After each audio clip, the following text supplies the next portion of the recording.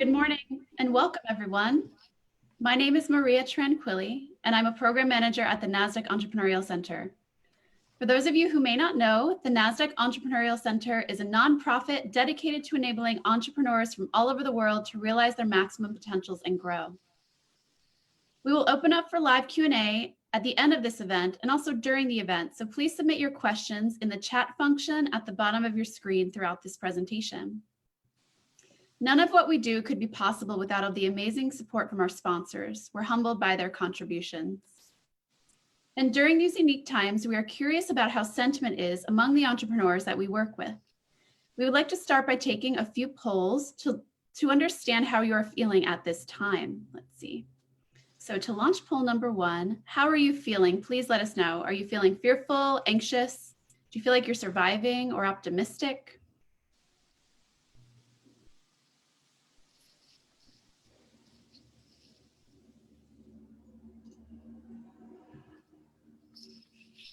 Oh, today we are anxious and surviving. Thank you all for letting us know. This is the perfect webinar then for all of us here. Poll number 2, what type of entrepreneur are you? Are you an entrepreneur currently in business? Are you an aspiring entrepreneur? Or perhaps you hold a different position in your company?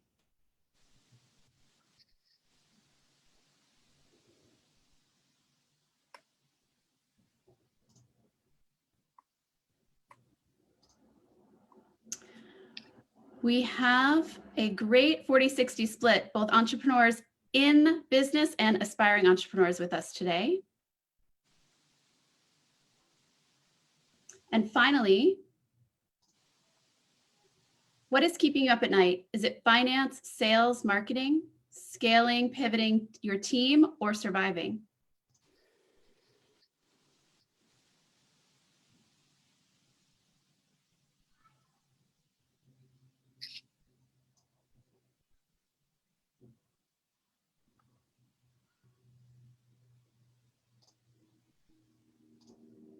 Thank you all. All right, it looks like everyone is surviving right now. So this is the perfect topic, I think, for all of us today. All right, without further delay, please join me in a warm welcome to Jamie Greenwood. Jamie, thank you so much for joining us. Thank you. It says that the host needs to start my video. No problem. Let's see what we can. Let's do that. Let's see. Okay, there we go. Great. All right. Thank you for being here.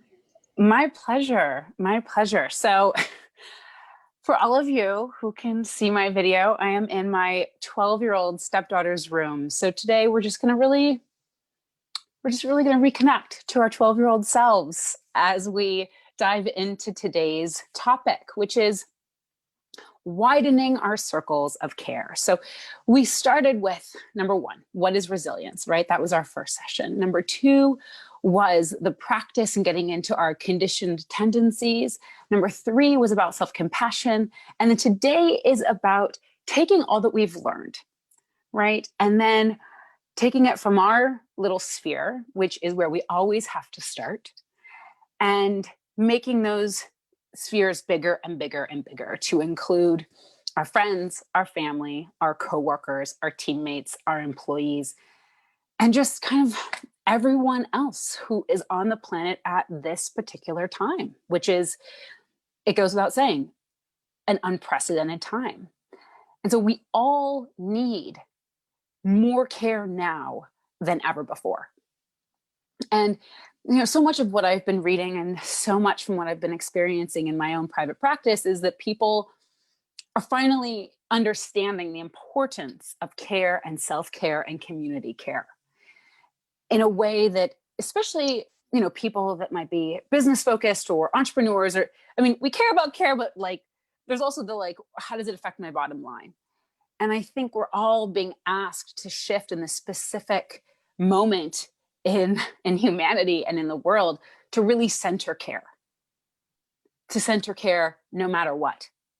Knowing that care always breeds creativity, innovation, productivity, connection, authenticity, vulnerability, all those things that we know are imperative not only in our personal lives, but in our professional lives as well. And so that's what we're going to be getting into today. I just want to see who's here. I'm going to look at the participants. Hi, everyone. Welcome. I'm really happy to see a number of you who have been on with us for all 4 of these. They really are meant to build and build and build. And so I'm excited to take what we learned from 1, 2, and 3 and then incorporate it into number 4. And so when we think about widening our circles of care, what we're really talking about is vulnerability, authenticity, and empathy. And for anyone who has been managing people for a while and managing people successfully for a while, you will know, when I say managing people, I don't just mean professionally, like if you live in a house with people, you're probably managing some people.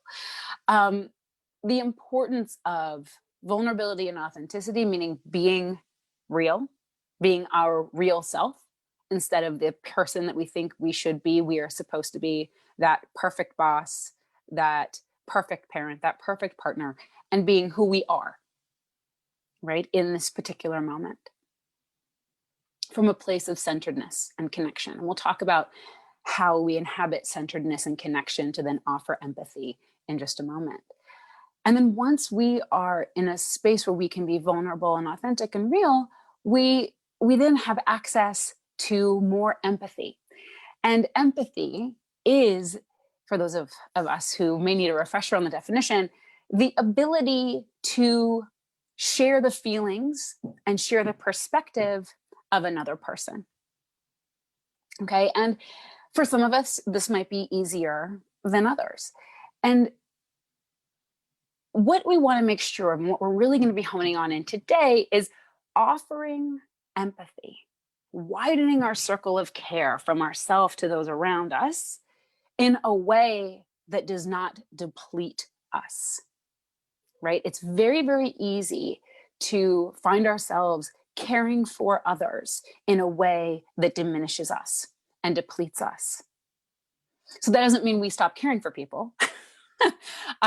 What it means is that we start caring for people and offering empathy from a place of centeredness and an inner connection. And that's really what our first 3 sessions were about. Resilience, being able to bounce back quickly, understanding our conditioned tendencies, right? When we are triggered, do we go to fight, flight, freeze, or appease? And then how do we soften those conditioned tendencies? And we do that with self-compassion. And one of the things that we talked about last session was this idea that you can't just hop to self-compassion, right? You can't just like, okay, I love myself. Like generally for most of us, that's actually really hard if we don't first acknowledge what's sticky. If we don't first acknowledge what's happening inside of us. So then we can genuinely offer self-compassion after we have acknowledged the anger, the fear, the rage, the discomfort. We have to make space for what's uncomfortable to be then able to offer ourselves and others self-compassion or compassion. And it's the same way with empathy. It's really hard to see another person's perspective and feel into another person's feelings when we aren't first connected to ourselves. Because often our junk kind of gets in the way of applying genuine empathy. So that's what we're going to be talking about today. So where I want to start, and I as every conversation or as every workshop has been, this is a conversation. So I would love you all to be asking questions throughout. If you have any questions about what I've already said, please just put them in the chat box, and I'm on a different computer and I have found the chat box. There it is. And Olivia actually already put it in there. Please submit your questions into the chat function, and then we will work with them throughout, because this is less of a lecture and more of a space for deep connection, wisdom, and understanding, right? And so it takes me off the pedestal and allows us to all be in this together, which also allows for greater empathy, right? When we believe we are above or below someone, it's really hard to create human connection. All right, so where I want to start is with a question for you all, which is, when you think about empathy, the ability to take another person's perspective, to feel into another person's feelings, and not necessarily feel them as your own, but feel them so that you're like, oh, I get it. I get it. What role does empathy currently play in your life? What does empathy, if you find yourself to be an empathetic person, what does that look like in practice? And if you find that empathy is difficult for you, how does that look in your life? And I'd love for you all to answer that question. I'm going to pull up the chat box right now and we'll see what comes in. This idea of, what does empathy look like in your current life right now? And I know that, personally, before I started diving into empathy as resilience, because resilience is all about how quickly we bounce back, right? And empathy really helps us bounce back quickly because we're able to find strength in the connection of understanding other people. We recognize that we aren't alone, right? And so, but before I did this, before I realized that also offering empathy has to come from a strong centered place, a place where we aren't appeasing, right? Where we aren't people pleasing as a form of care, where it's really coming from a place of dignity. I was always empathizing from a place of like, oh, I hope that whatever I'm offering them will like fix them, right?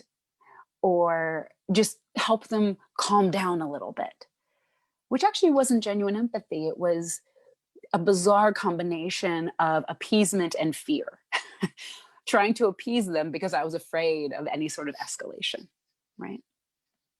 So I just want to give you some examples of what empathy might be looking like in your life. So what I've got now is, Sarah writes, I have too much empathy and I feel like I'm always making excuses for other people and allowing for bad behavior. Oh my goodness, this could be a whole nother conversation. Sarah, Sarah posted some stuff last call too, where I was like, dang, it's good. This goes to the exact point of what happens when we offer empathy from a place where we are not grounded, right? When we are not grounded and centered in ourselves, in our dignity, and in our strength, we overdo it and we begin to make excuses for other people. We also turn everything into black and white, right? Like, even though they're behaving badly, it's okay because they've got this thing, and versus it can be both. They can have this positive thing, but they're also behaving badly. And that's not okay, right? Just because someone has good qualities doesn't allow us or shouldn't allow us to ignore their bad behavior, right? Thank you for naming that, Sarah. I really appreciate it. My empathy towards other people is demonstrated in the form of actions. I'd love to know what those actions are. Is it kind of taking care of people? Is it active listening? Is it doing things for people? What does your empathy look like? For Steve, who just wrote that. In my life, I see empathy from fellow founders and my startup team, but I'm not seeing a lot of empathy from my immediate family. So let's talk about that. Thank you, Susan. And Steve says his empathy looks like doing things for people. That's great. And we want to make sure that as we're doing things for people, we are very connected and clear on our intention, right? Am I offering this empathy from a place, again, of centeredness and interconnectedness?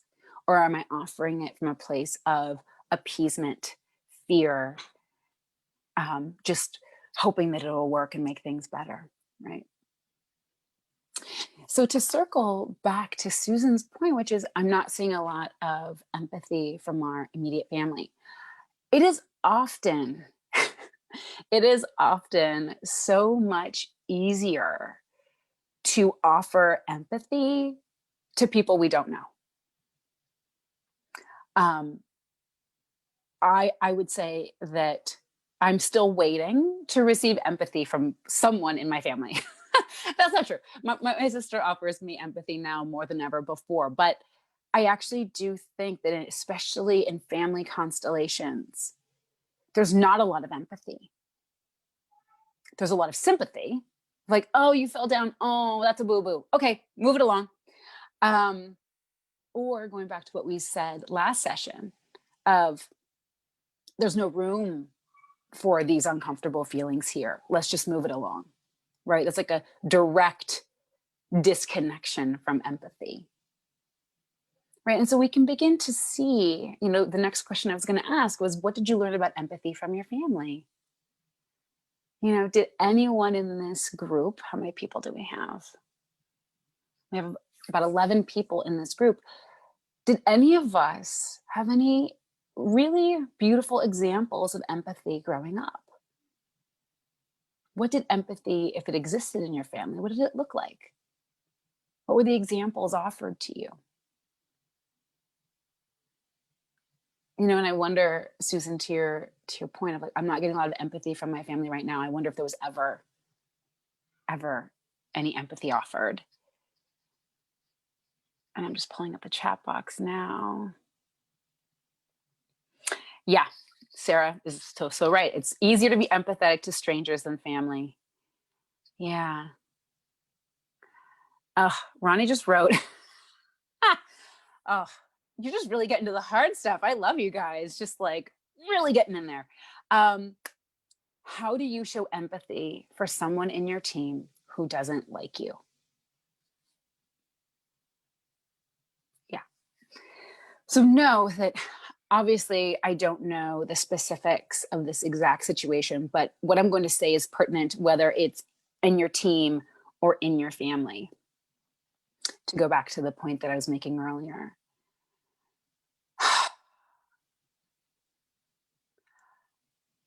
We all know what it's like to not like someone. And for most of us, not liking someone is incredibly uncomfortable. So when we think about empathy, and empathy is being able to understand the feelings and even feel the feelings of another person and take their perspective. And trying to show empathy to someone who doesn't like you, you start by remembering what it feels like to not like someone. I know that for me, not liking someone is very upsetting because I want to like everybody. And so just by touching in to that piece of, oh, I know what that feels like. That's uncomfortable. We can begin to imagine what it is like for that person to feel that discomfort in their own system about us. And so what that does is it depersonalizes someone not liking you and instead allows you to be like, oh, I get that. I know what that feels like. That feels like crap. I can hold space for that. I can hold space for the fact that you are experiencing extreme discomfort because you are not in love with me. Tell me how that lands, Ronnie. I'd love to know your thoughts on that. And that's really the beginning. Now, one of the things that we talked about last session was about compassion. And the difference between empathy and compassion is important to note.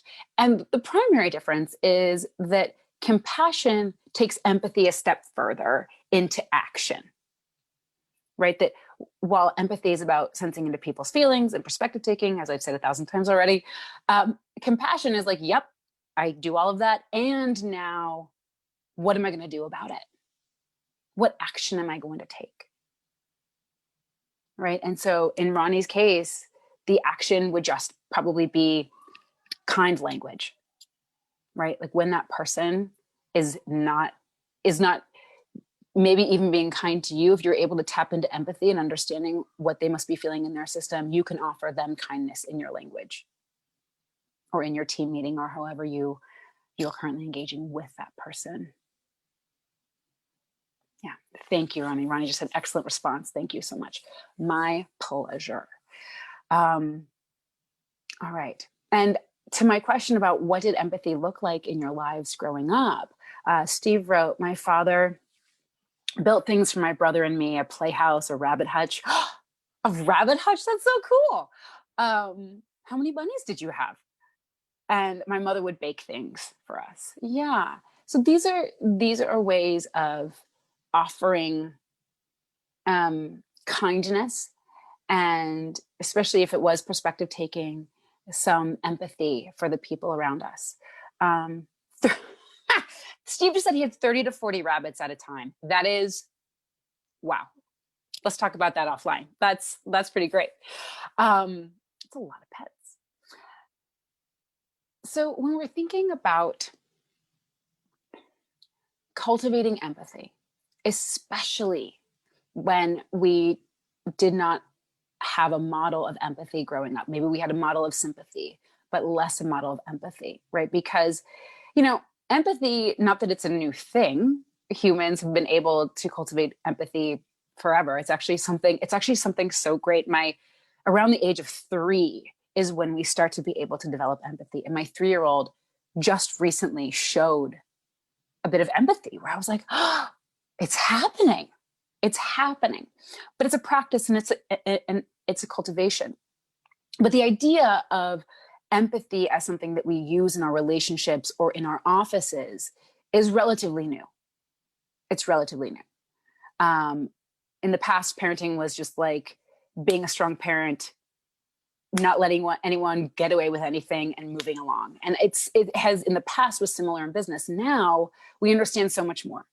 And one of the things that we understand is that to get the best out of our people, that kind of like hard-nosed, hard-driving, domineering, patriarchal model doesn't work. It just doesn't work. It may have worked in the past for the personality types and the generation of the past, but currently, especially in a new generation of millennials, it just doesn't work. And so we have to begin to practice, especially if we didn't practice when we were 3, is to practice empathy. So when we think about practicing empathy, there are a number of ways of doing it, but I saw a great visual of kind of breaking it up into 4 parts. And it's being able to see the other person's world, really like imagine their world and what it is like in their life, in their day-to-day, what it might even be like to be in their body, in the moment of their frustration, right? Appreciating them as humans. And this gets back to one of the things we talked about last session.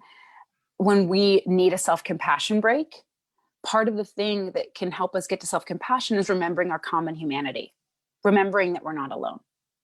And this is a piece of empathy too, really being able to see the humanity of the person in front of you, because there really is something that we do quite quickly when we are in a conditioned tendency of fight, flight, freeze, or appease, which is we other. We're like, no, I don't like that. That's not me. I don't do that. That person's wrong. We other them. And the moment we other another person, we are unable to access empathy.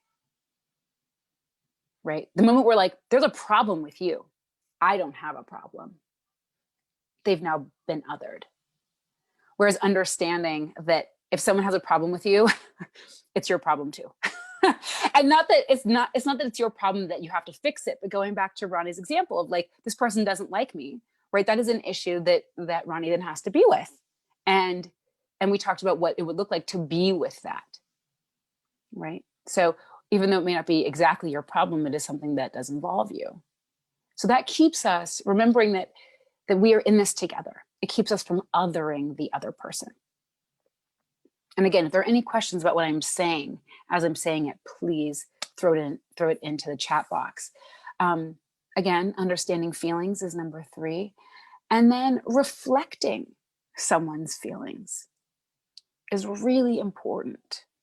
And I cannot tell you how far it goes. I mean, it goes so far when you actually genuinely feel someone's feelings and you get it and you're like, I get it.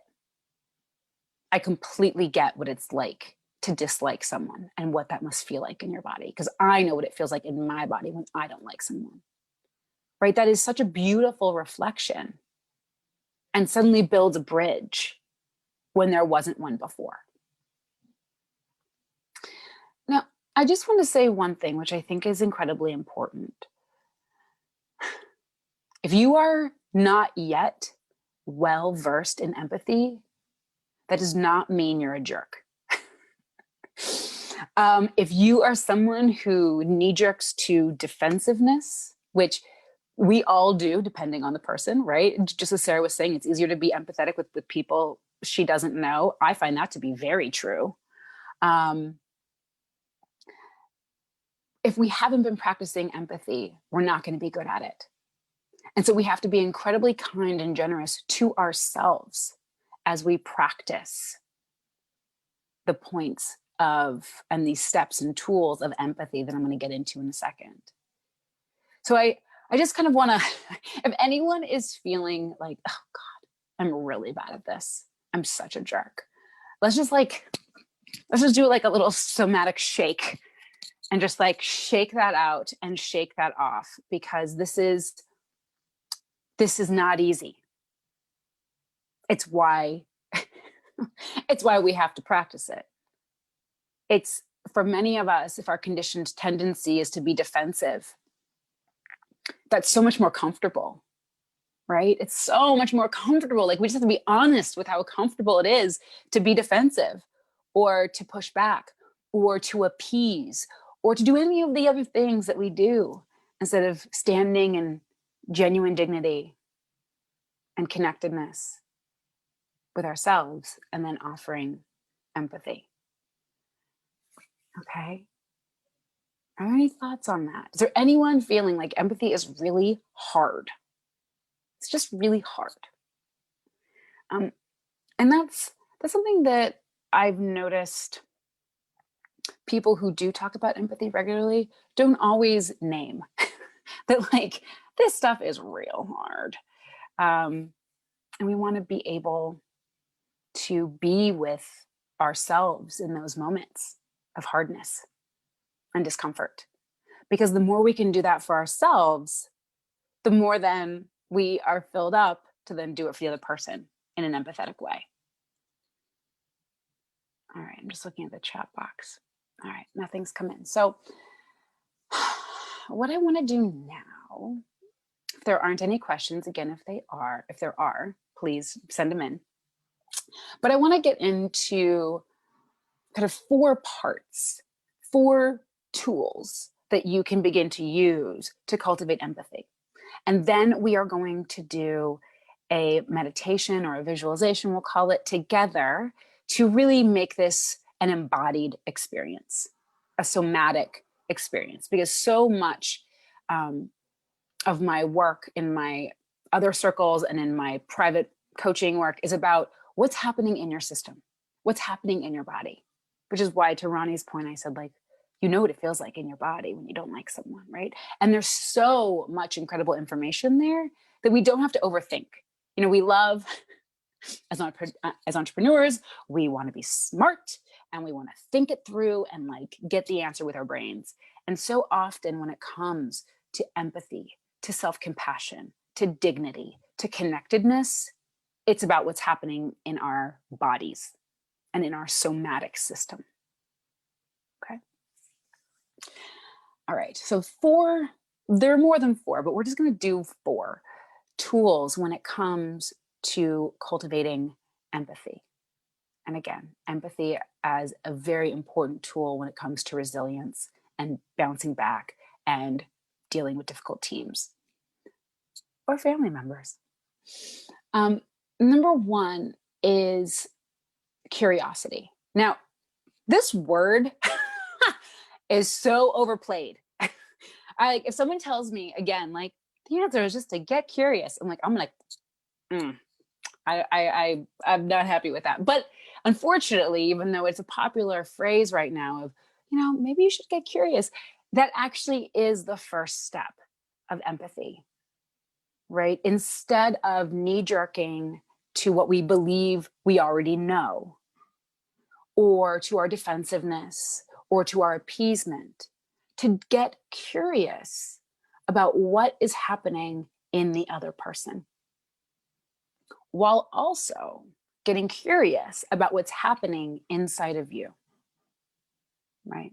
So a great example, again, is if I'm in conflict with someone, and I was like, who should I mention? Anyway, when I'm in conflict with someone, I work really hard to get curious about what's happening in my system. Okay, I'm feeling nauseous. I'm feeling a clenching in my gut. Oh, I'm a little hot. I'm feeling temperature. I'm feeling even a little tingly in my fingers, right? And from that place of learning to be curious about what I'm experiencing and what I'm feeling emotionally, I'm feeling angry. I'm feeling defensive. I'm feeling violent. I'm going to be honest that I'm a fiery personality, and violence is something that, though I do not act on it, it's something that I feel. And there's nothing wrong with that. That's part of being a human being and part of being in a body that is feeling defensive and under attack. So it's about learning how to be with that. And then once we're curious about what's happening in our own system, we can then begin to notice the person in front of us of oh, their mouth is clenched. Their brow is furrowed. They are gesticulating wildly, or whatever it is. Okay, they're in a spot. What am I learning in this moment? And how can I get curious about what's going on inside of them? Right? That's number one. Number two is really beginning to challenge our prejudices and the stories that we love to tell. Again, as personality types that tend towards creation and productivity and leadership, we have stories about everything. And we have stories about everyone. Everyone in our life, we're oh, I know that person. They blah, blah, blah, blah, blah, blah. And the issue with that is that we are then stuck in that story and can't offer empathy in the moment. There's a wonderful teacher. She's a teacher, a Buddhist meditation teacher and a psychologist named Tara Brach. Actually, I'll put it in the notes. And she talks a lot about seeing people with fresh eyes. Can you see these people with fresh eyes? And that also then allows you to drop the story of everything they did before, right? That doesn't mean that, to Sarah's point, we ignore bad behavior. That we need to keep that there without attempting to use it against them. But then also, what's happening in this moment? Can I drop the story? Can I drop the prejudice and acknowledge what's here? And that's a prime example for me is with my 12-year-old stepdaughter, who, thank you for letting me use your room right now. When she does something that I find annoying, I will start cataloging everything that she's ever done annoying, ever. And I take all of that frustration into the present moment instead of only being with what's here right now. Right? And this gets to resentment, right? If we are someone who has a lot of resentments or who has a hard time letting go of things, this is an area for us to work. Because it's the more stories we hold on to and the more resentments we hold on to, the harder it is to be empathetic in that moment. And I always look at resentments as a need not being met. When I have clients that feel resentful that coworkers leave early or partners go on long runs instead of helping with the kids, the first question that I ask is, well, if you could do anything right now, what would you be doing? And often it's a desire for freedom, but because we don't feel like we're free, we then move that freedom into resentment and blame the other person. Sometimes they deserve the blame, sometimes they don't, right?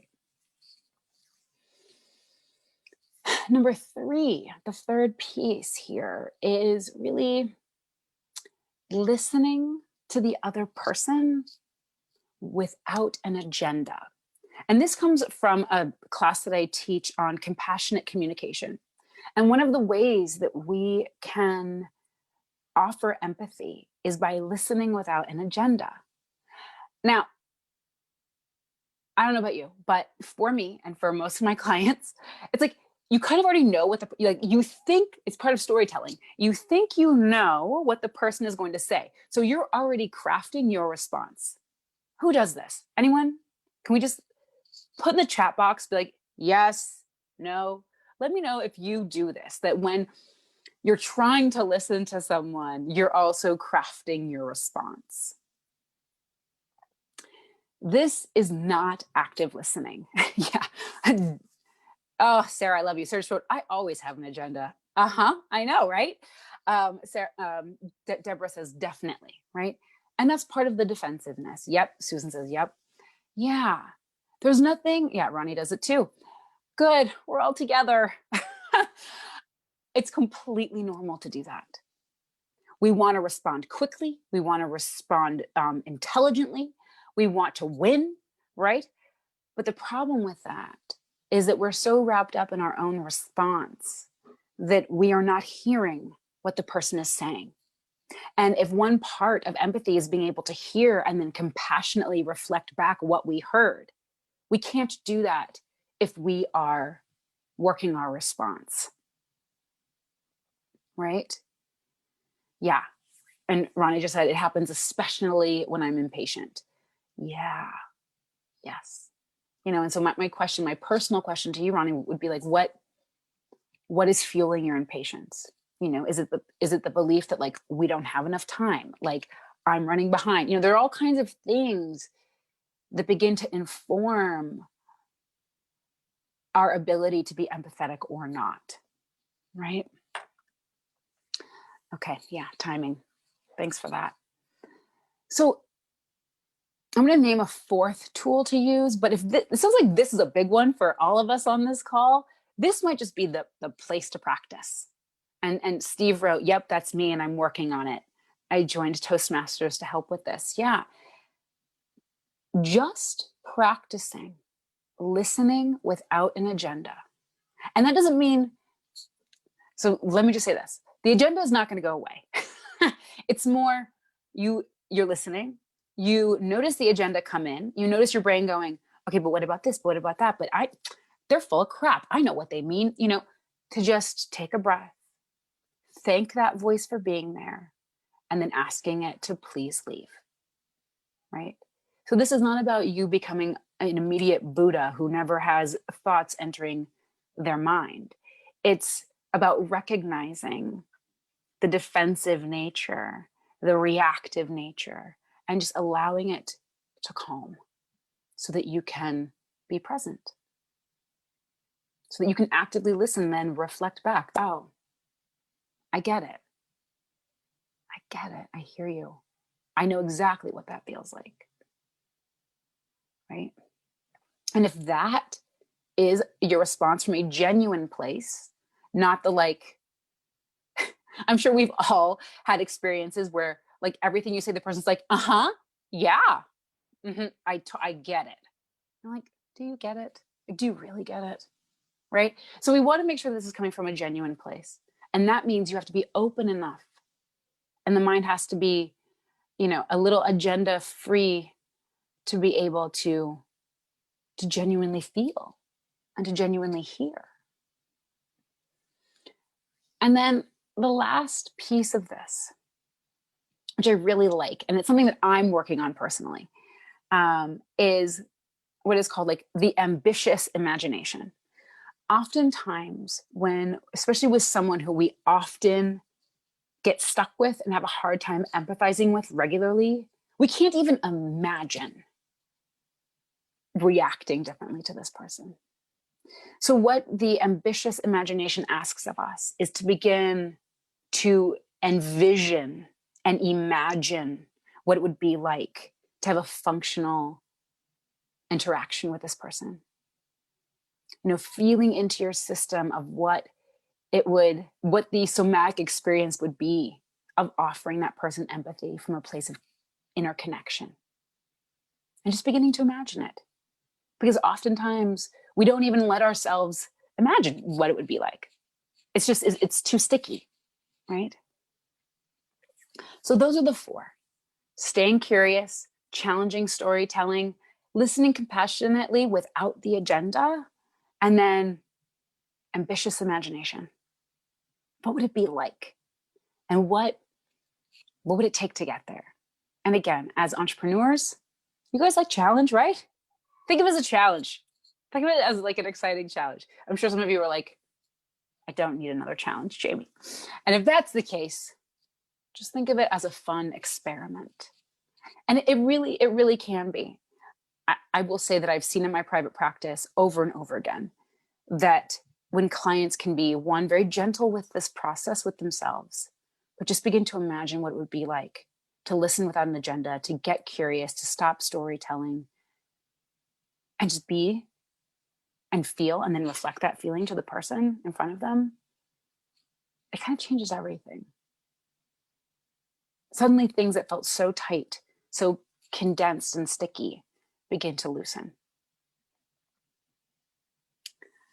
So we have about 15 minutes left. And are there any questions about these 4 pieces? If there are, please put them into the chat box. And what I want to do now is kind of bring you in to a somatic experience where you're going to beginning to feel into what's happening inside of you and begin to feel out for others.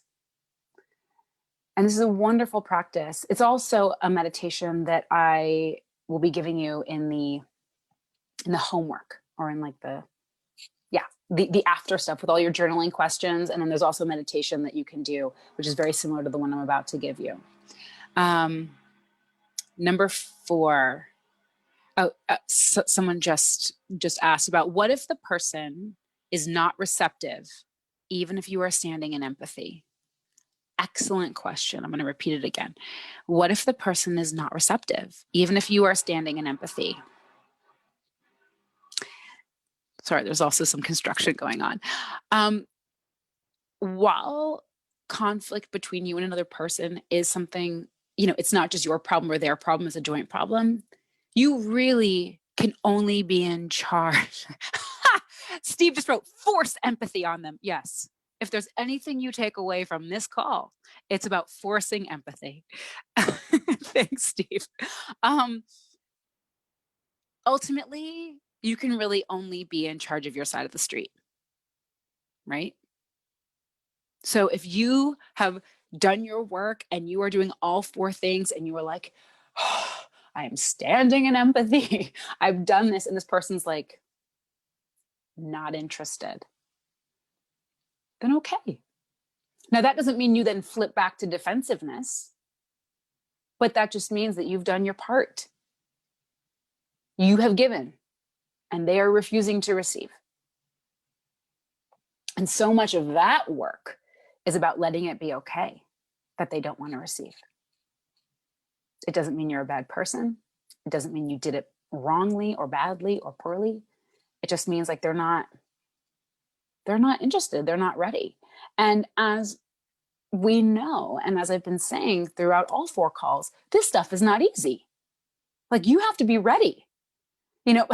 Someone asked me the other day, like, how do you choose your clients? And I was like, I know my clients because they're ready.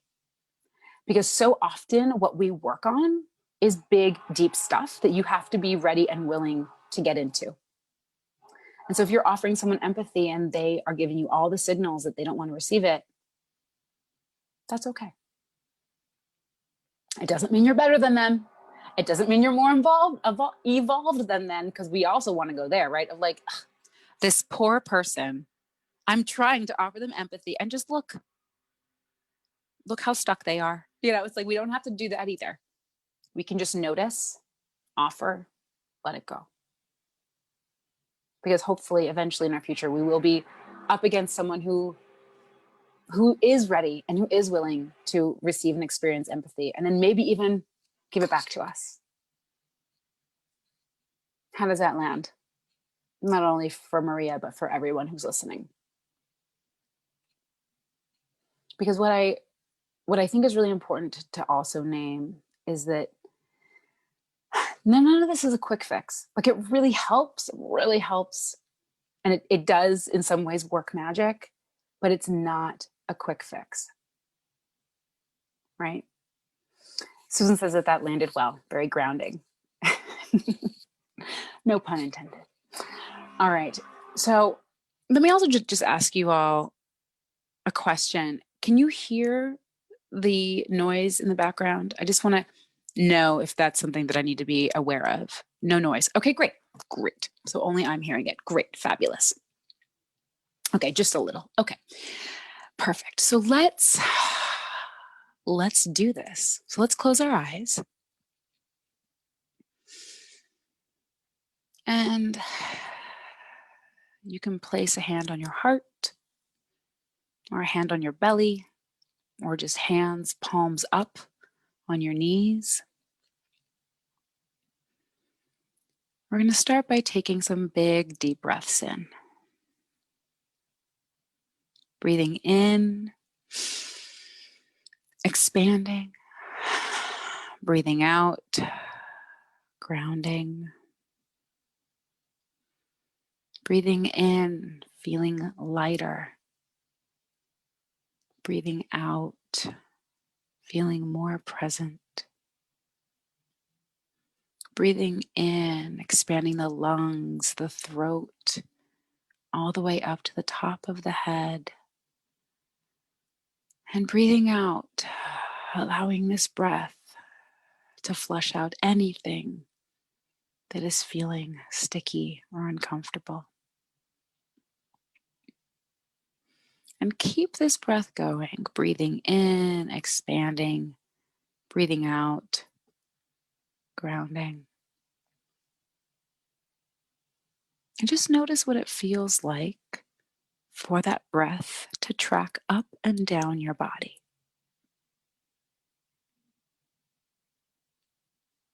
Noticing where the breath goes that might fill out your system just a little bit more. Allowing the breath to track over your body from head to toes and offering a bit of space wherever it's needed.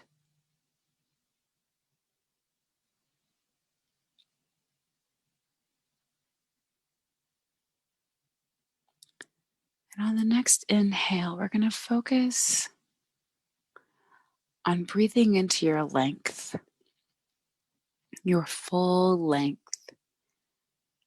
from where your feet connect and become one with the floor, all the way up to the top of your head, where the crown of your head meets the air, where those two places connect. Breathing into your full length. Tall and straight, like a sword.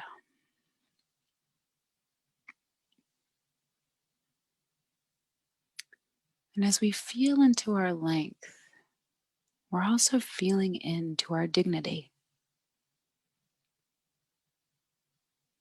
Noticing what it feels like in your body. What sensations do you experience as you inhabit your full dignity?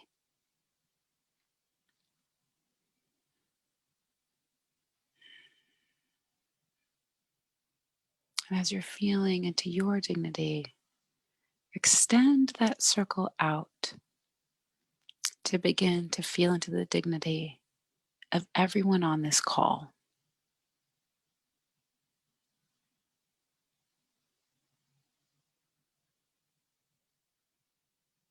Sensing, feeling, noticing the strength, the straightness, the dignity of everyone inhabiting this call. And on your next inhale, I want you to move from length and dignity into your width, really allowing the breath to fill out your full width, the width of your head and your throat, the full width of your shoulders, your back, your butt, your legs, your feet, full width, stretching out like the rings of a great redwood tree.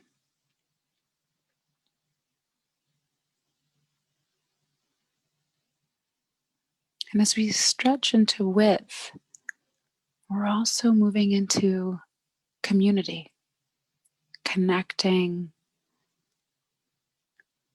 with the people on both sides of us, people that circle us in our community. Feeling their presence and their support.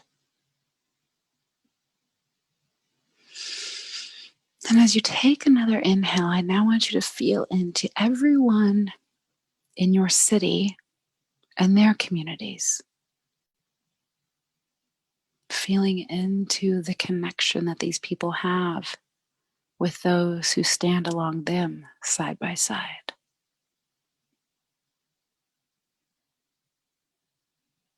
Feeling into the interconnectedness that is there between the people in your city and their community and you in your full width and your community.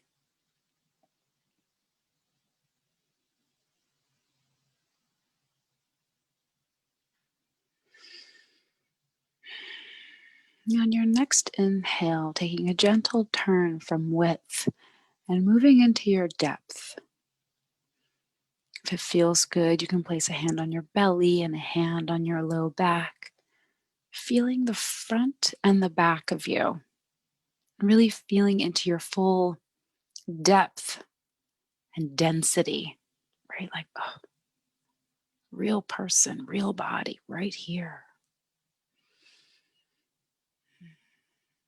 And as we breathe into our depth, we're also breathing in to a sense of time. We're breathing into our back, our history, our ancestry, all the people that have come before us and led the way for us to be where we are right now. Breathe in to all that is at your back, all that is supporting you.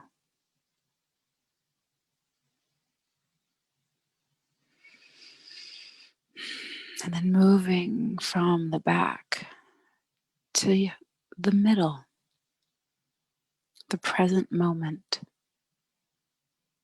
and feeling the density here, the gravity here of being in your full length, your full width, your full depth.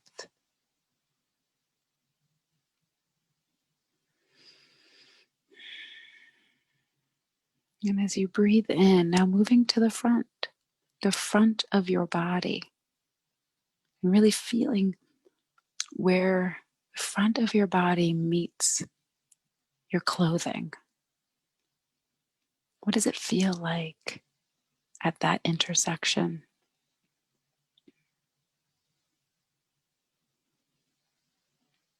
And on the next inhale, breathing into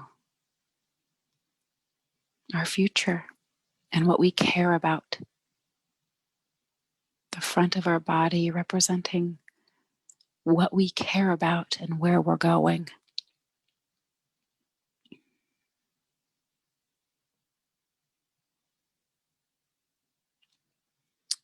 And on this next inhale, breathing in and feeling into everybody you've ever met, family, friends, coworkers, feeling into what they care about. Noticing what it feels like to share space, to make room for what you care about and for what they care about.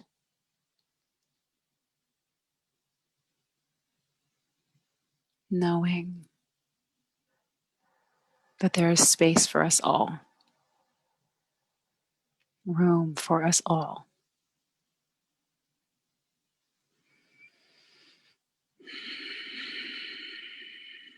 And on your next inhale, making it a big one, breathing in from the bottoms of your feet all the way up your body.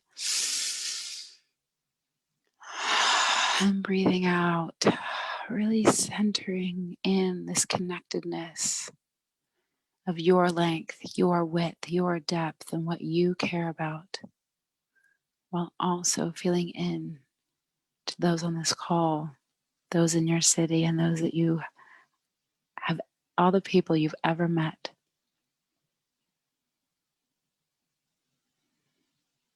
Sitting in the presence of our common humanity.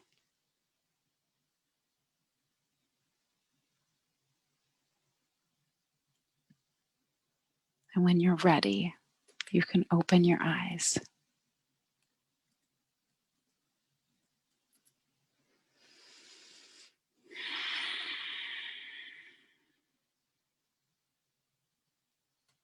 Thank you, everyone.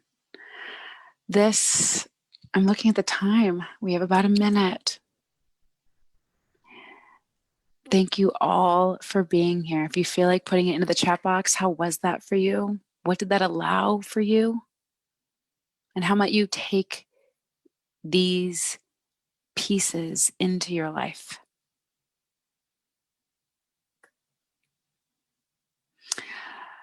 The last thing I want to say is that while this is the end of our 4-part series here with NASDAQ, it does not have to be the end for you if you don't want it to be. I am going to be starting a 6-person, very small, a 6-person resilience circle starting September 3rd. So if that's something that you are interested in, if you want to take what we've learned in these 4 sessions and go deeper with also receiving new content, please let me know. You can reach out to me at hello@jamiegreenwood.co. And also all the information for the circle is going to be given to you in an email after this call.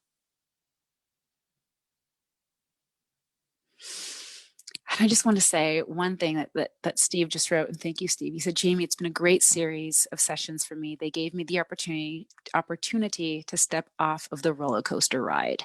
Oh, okay. I have to get off now. I'm done. That was great.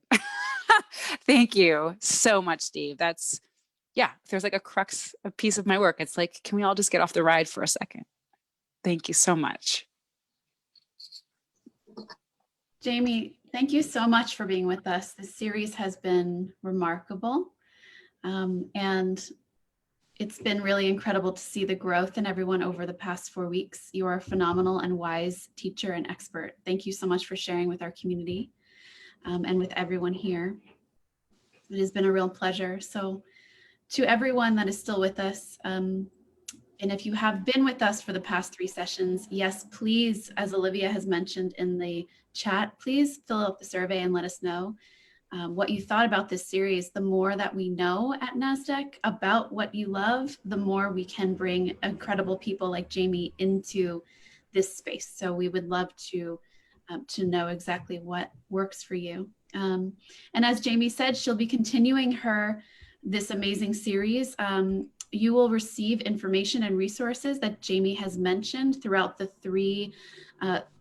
4 sessions, previous 3 sessions, and this one in the resource email following this series, as well as the links to the previous live events. So you can watch these as well.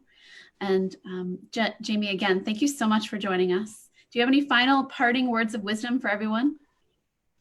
Oh, just thank you. I don't know if you can tell, but I really love this stuff. And it is an incredible honor to have anyone listening to me talk about it. So thank you all so much. And thank you. So on behalf of NASDAQ Entrepreneurial Center, and I would say everyone in attendance, thank you so much, Jamie, for your time. And we hope to see you all again soon. Have a wonderful day. Bye. Bye.